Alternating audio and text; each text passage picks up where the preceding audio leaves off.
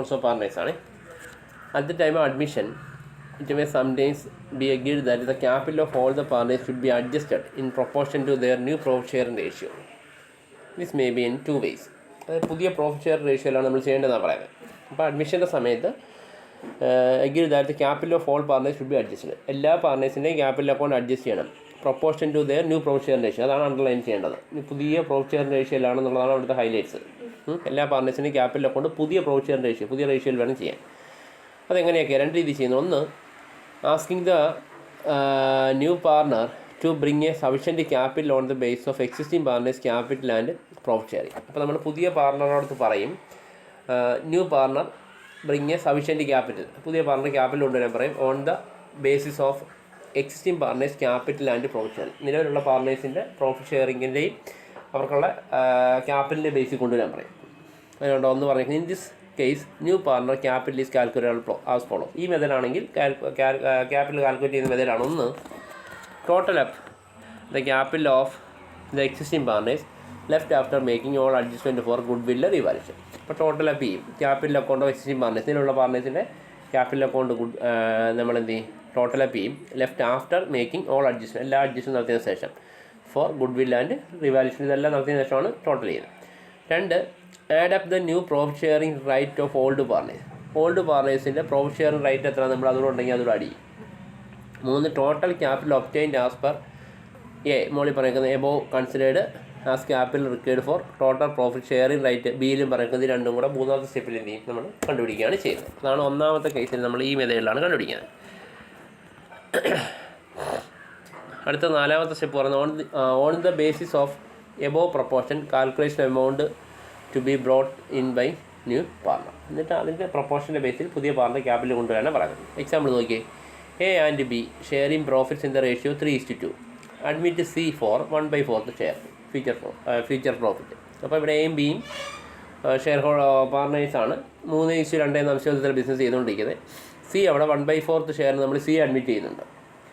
A and B have capital balance of ₹35,000 and 25,000 respectively. എയുടെയും ബിയുടെയും capital balance ആണ് തന്നിരിക്കുന്നത് 35,000 25,000 after making all adjustment in the capital അക്കൗണ്ടിൽ എല്ലാ adjustment നടത്തിയതിന് ശേഷമാണ് അവരുടെ ക്യാപിറ്റൽ ബാലൻസ് 35,000 25,000 ആണെന്ന് പറഞ്ഞത്. ഇറ്റ് ഈസ് എഗ്രീഡ് ദാറ്റ് സീസ് capital should be proportionate two is profit sharing ratio ആണ്. അപ്പോൾ സിയുടെ ക്യാപിറ്റൽ ഇവരുടെ പുതിയ പാർട്ണറെ അല്ലെങ്കിൽ ഈ പ്രോഫിറ്റ് ഷെയറിംഗ് റേഷ്യോയുടെ പ്രൊപ്പോർഷനിൽ എടുക്കാനാണ് പറഞ്ഞിരിക്കുന്നത്. Calculate the amount of brought in by the C's capital. അപ്പോൾ എങ്ങനെയാണ് സി ബാക്കി എത്ര ക്യാപിറ്റൽ കൊണ്ടുവരുന്നത് കൊണ്ട് തന്നെ പറയുന്നത്. അപ്പോൾ അവിടെ ആദ്യം കണ്ടോ profit sharing ratio of C 1/4 അല്ലേ? നമുക്ക് 1/4 ആണെന്നറിയാം. Profit sharing ratio of A and B എന്ന് പറഞ്ഞാൽ 1 - 1/4 നമ്മൾ പഠിച്ചിട്ടുണ്ട്, 3/4 ആണ്. അപ്പോൾ ബാക്കി 3/4 ആണ് ആർക്ക് രണ്ടുപേരും കിട്ടുന്നത്? എയ്ക്കും ബിക്കും. അപ്പോൾ അവരോട് നോക്കുന്നത് total capital of A and B നോക്കി 35,000 പ്ലസ് 25,000 60,000 ആണ് ഇവർ രണ്ടുപേരുടെ ക്യാപിറ്റൽ അല്ലേ? അപ്പോൾ ഇവിടെ നമുക്ക് 3/4 ഷെയർ അല്ലേ ഇവരുടെ ഷെയർ. അപ്പോൾ നമുക്കറിയാം 3/4 ടോട്ടൽ ക്യാപിറ്റലാണ് 60,000. അപ്പോൾ total capital of the new family നമ്മൾ എഴുതി നമ്മൾ റെസിപ്രോക്കൽ കാണും. 60,000 ഇൻറ്റു 4/3 80,000 ആണ് ടോട്ടൽ ക്യാപിറ്റൽ. അതിൻ്റെ 1/4 അയാളെടുത്ത് കൊണ്ടുവരാൻ പറയും. മനസ്സിലാവുന്നുണ്ടോ? അപ്പോൾ 80,000. അപ്പോൾ C required to capital 80,000 minus 60,000 20,000 ആണ് അവിടെ കൊണ്ടുവരേണ്ടത്. ക്ലിയറായി പറഞ്ഞു. അല്ലെങ്കിൽ 80,000 ഇൻറ്റു 1/4 എടുത്താൽ 20,000 എടുത്തില്ലേ? അങ്ങനെ വേണ്ടി നമുക്ക് എടുക്കാം. അല്ലെങ്കിൽ ഇവിടുന്ന് 80,000 എടുത്തിട്ട് മറ്റേ രണ്ടുപേരുടെ ക്യാപിറ്റൽ 60,000 ആണ്. അത് മൈനസ് ചെയ്യുമ്പോൾ ഇവിടെ 20,000 കിട്ടും. അത് ആ രീതിയിൽ ചെയ്യാം. അടുത്ത് നോക്കി, adjusting the capital of the old partners on the base of capital brought in by the incoming partner. പുതിയ പാർട്ണർ കൊണ്ടുവരുന്ന ക്യാപിറ്റലിനെ ബേസ് ചെയ്തുകൊണ്ട് നമ്മൾ അഡ്ജസ്റ്റ് ചെയ്യുന്ന കേസാണ്. In this case the capital of the new partner is compared with the capital of old partners after all adjustment how be made. അപ്പോൾ നമ്മൾ പുതിയ പാർട്ണർ ക്യാപിറ്റൽ കൊണ്ടുവരുമല്ലോ. അപ്പോൾ ആ ക്യാപിറ്റൽ നമ്മൾ ഓൾഡ് പാർട്ണേഴ്സിൻ്റെ ക്യാപിറ്റൽ അക്കൗണ്ട് എല്ലാ അഡ്ജസ്റ്റ്മെൻറ്റുകൾ നടത്തിയതിനു ശേഷം കമ്പയർ ചെയ്യും. The partner whose capital fall short, ഏത് പാർട്ണർ ക്യാപിറ്റലാണ് ഷോർട്ടേജ് ഉള്ളത്, will be asked to bring in necessary amount. അപ്പോൾ ഷോർട്ടേജ് ഉള്ള പാർട്ണർ എടുത്തോടെ നിങ്ങൾ അത്രയും കൂടെ കൊണ്ടുവരാൻ പറയും. Or it will be debited to in this current account. അപ്പോൾ കൊണ്ടുവരുന്നു എന്നല്ലെങ്കിൽ കറണ്ട് അക്കൗണ്ടിൽ കൊണ്ട് ഡെബിറ്റ് ചെയ്യും. കൊണ്ടുവരുന്ന നമുക്കറിയാം ക്യാഷ് അക്കൗണ്ട് പാർട്ണേഴ്സ് ക്യാപിറ്റൽ എന്നാണല്ലോ. അപ്പോൾ പാർട്ണർ ക്യാപിറ്റൽ അക്കൗണ്ടിൽ നമുക്കറിയാം ബൈ ക്യാഷ് ഇത് പ്രപ്പോസ് ചെയ്യും. The partners whose capital has been surplus, ചില പാർട്ണർ ക്യാപിറ്റൽ അക്കൗണ്ട് സർപ്ലസ് ആയിരിക്കും, അവർക്ക് അത്രയും അക്കൗണ്ട് വേണ്ടി വരത്തില്ല. Will be asked to withdraw the amount or it will be credited to his current account. അവർക്ക് withdraw ചെയ്യാൻ എമൗണ്ട്. ഇപ്പോൾ എക്സസ് ആയിട്ട് വരികയാണെങ്കിൽ നമുക്കറിയാം ഓൾഡ് പാർട്ണർ ഇപ്പോൾ ബി ആണെങ്കിൽ ബീസ് ക്യാപിറ്റൽ അക്കൗണ്ട് ആയിട്ട് ക്യാഷ് ആണ്. അപ്പോൾ ബിയുടെ ക്യാപിറ്റൽ അക്കൗണ്ട് 2 ക്യാഷ് നമ്മൾ പോസ്റ്റ് ചെയ്യും, അല്ലെങ്കിൽ കറണ്ട് അക്കൗണ്ടിലാണെങ്കിൽ അങ്ങനെ പോസ്റ്റ് ചെയ്യും. ഓക്കെ ആണല്ലോ. പ്രോബ്ലം നിങ്ങൾക്ക് നോക്കി. X and Y are partners sharing profit and loss in the ratio 3:2. എക്സും വൈയും പാർട്ണേഴ്സ് 3:2 ആണ്. ഇസഡിനെ അഡ്മിറ്റ് ചെയ്തിട്ടുണ്ട്. Into 1/3 share of profit. Z bring ₹20,000 for his share of good capital. Z അവിടെ 20,000 രൂപയാണ് ക്യാപിറ്റൽ കൊണ്ടുവന്നത്. മറ്റേ പ്രോബ്ലത്തിൽ നമുക്ക് ആ ക്യാപിറ്റൽ പറയുന്നില്ല, മറ്റേ ഓൾഡ് പാർട്ണേഴ്സിന് ക്യാപിറ്റൽ പറയത്തുള്ളൂ. ഈ പ്രോബ്ലത്തിലാണെങ്കിൽ പുതിയ പാർട്ണർ ക്യാപിറ്റൽ തരുന്നുണ്ട്. The capital of old partners after all adjustment in respect of goodwill revaluation asset and liabilities were 22,000 for X and 20,000 for Y ആണ്. അപ്പോൾ ഇതെല്ലാം അഡ്ജസ്റ്റ് ചെയ്തതിന് ശേഷം അവർക്ക് രണ്ടുപേരെ ഓൾഡ് പാർട്ണേഴ്സിന് ക്യാപിറ്റൽ തരുന്നുണ്ട് 22,000 20,000 ആണ്. It is agreed that partners capital will be their new profit share ratio. പുതിയ പാർട്ണർ പ്രോഫിറ്റ് ഷെയർ റേഷ്യോയിൽ എന്ത് ചെയ്യാൻ പറ്റുന്നുണ്ട്? പുതിയ പാർട്ണർ ഉൾപ്പെടെ നമ്മൾ നോക്കണമെന്നാണ് പറയുന്നത്.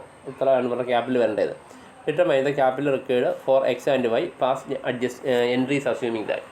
ഒന്ന്, adjustment is made through cash. 2, adjustment is made opening current account. 2 ഇതിലും ചെയ്യാനാണ് പറയുന്നത്. ഓക്കെ, അപ്പോൾ അവിടെ നോക്കി. ആദ്യം കണ്ടോ, കാൽക്കുലേഷൻ ന്യൂ പ്രൊവിഷൻ റേഷ്യോ കണ്ടുപിടിക്കണം. അപ്പോൾ നമുക്കറിയാം പുതിയ റേഷ്യോ കണ്ടുപിടിച്ചാൽ ചെയ്യാൻ പറ്റത്തുള്ളൂ. അപ്പോൾ നമുക്കറിയാം ഓൾഡ് റേഷ്യോ 3:2 ആണ്.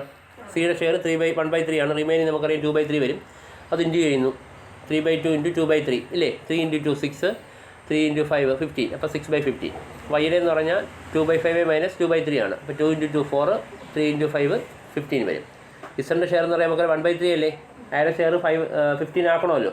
അപ്പോൾ അവിടെ 5 കൊണ്ട് ഇൻറ്റു ചെയ്യണേ. അപ്പോൾ 5/15 വരും അവിടെ. ഓക്കെ, അപ്പോൾ 6:4:5 ആണ് ന്യൂ റേഷ്യോ എന്ന് പറയുന്നത്. അപ്പോൾ അവിടെ ടോട്ടൽ ചെയ്യുമ്പോൾ എന്ത് കിട്ടി? 15 കിട്ടുകയും ചെയ്യുന്നുണ്ട്. തെറ്റിട്ടില്ല, നമുക്ക് മനസ്സിലായി. ഇനി ക്യാപിറ്റൽ കണ്ടെത്തും.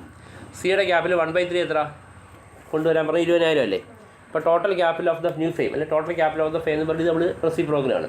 20,000 ഇൻറ്റു 3/1 അപ്പോൾ 60,000 മനസ്സിലായോ? അപ്പോൾ ക്യാപിറ്റൽ റിക്വയർഡ് ഫോർ എക്സ് എന്ന് പറഞ്ഞാൽ 60,000 ഇൻറ്റു 6/15 ആണ്. 60,000 6/15 ആർക്ക് വേണം? എക്സിന് വേണം. 24,000 വേണം. ഓക്കെ, അയക്ക് 22,000 അല്ലേ ഉള്ളൂ. അപ്പോൾ അയക്ക് 24,000 ആയിട്ട് അക്കൗണ്ടിൽ വേണം. ക്യാപിറ്റൽ റിക്വയർഡ് ബൈ വൈ എന്ന് പറയാൻ 60,000 ഇൻറ്റു 4/15 ആണ്. 16,000 മതി. അയക്ക് 20,000 ഉണ്ട്. മനസ്സിലായോ? അപ്പോൾ നമുക്കിവിടെ മനസ്സിലായി cash brought in by X cash കൊണ്ടുവരണം അല്ലേ? എക്സ് അല്ലേ ക്യാഷ് കൊണ്ടുവരണ്ടേ? അപ്പോൾ അയാൾക്ക് 20,000 അല്ലേ അയാളുടെ ക്യാപിറ്റൽ അക്കൗണ്ടിലുള്ളൂ. അപ്പോൾ അയാൾക്ക് 4,000 കൊണ്ടുവരണ്ടേ? അപ്പോൾ അയാൾ കൊണ്ടുവരുന്നത് നമുക്കറിയാം ക്യാഷ് അക്കൗണ്ട് എക്സ് ക്യാപിറ്റൽ എന്നല്ലേ? കണ്ടോ, 24,000 മൈനസ് 20,000 അല്ലേ? അപ്പോൾ 2,000 അയാൾ കൊണ്ടുവരണേ. അപ്പോൾ അവിടെ നമുക്കറിയാം ക്യാഷ് അക്കൗണ്ട് അറ്റ ടു എക്സ് ക്യാപിറ്റൽ. എക്സ് ആണോ വൈ ആണോ? എക്സ്. അടുത്ത് നോക്കി, വൈയുടെ കേസിൽ നമുക്കറിയാം സർപ്ലസ് അല്ലേ? അയാൾക്ക് ക്യാഷ് എടുത്തുകൊണ്ട് പോകാമല്ലോ. അയാൾക്ക് 20,000 4,000 എടുത്തുകൊണ്ട് പോയിക്കൂടെ? അപ്പോൾ നമുക്കറിയാം വൈസ് ക്യാപിറ്റൽ അക്കൗണ്ട് അറ്റ ടു ക്യാഷ് എന്ന് പറഞ്ഞ് വരും 4,000. ക്ലിയർ ആയല്ലോ? നമ്മളവിടെ കാണിച്ചിട്ടുണ്ടേ. കണ്ടോ, എക്സ് കൊണ്ടുവരുന്നു cash account X capital 2,000, Y എന്ന് പറയാം വൈസ് ക്യാപിറ്റൽ അക്കൗണ്ട് ക്യാഷ് 4,000. എന്നിട്ട് അടുത്തത് കറണ്ട് അക്കൗണ്ടിലാണ് എൻട്രി ചെയ്യുന്നതെങ്കിൽ അടുത്തുണ്ടോ നമ്മൾ കറണ്ട് അക്കൗണ്ടിലോട്ട് മാറും. ക്യാഷ് കൊണ്ടുവരുന്നത് നമുക്ക് ക്യാഷ് വരെ കറണ്ട് അക്കൗണ്ടായി. എക്സ് കറണ്ട് അക്കൗണ്ട് അറ്റ ടു എക്സ് ക്യാപിറ്റൽ. ക്ലിയർ ആയല്ലോ? വൈകിട്ട് നമ്മൾ ക്യാഷ് കൊടുത്തു വിടുകയല്ലേ? അവിടെ നമുക്ക് എന്ത് ചെയ്യും? Y's capital account Y's current account. ഇത്രയുള്ള കാര്യം. ക്ലിയർ അല്ലേ? ഓക്കെ, അപ്പോൾ അത് ചെയ്തു.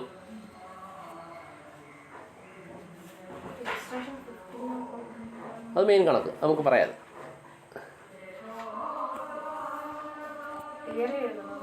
ശരി, വേണ്ട, ടെസ്റ്റിലുണ്ടല്ലോ.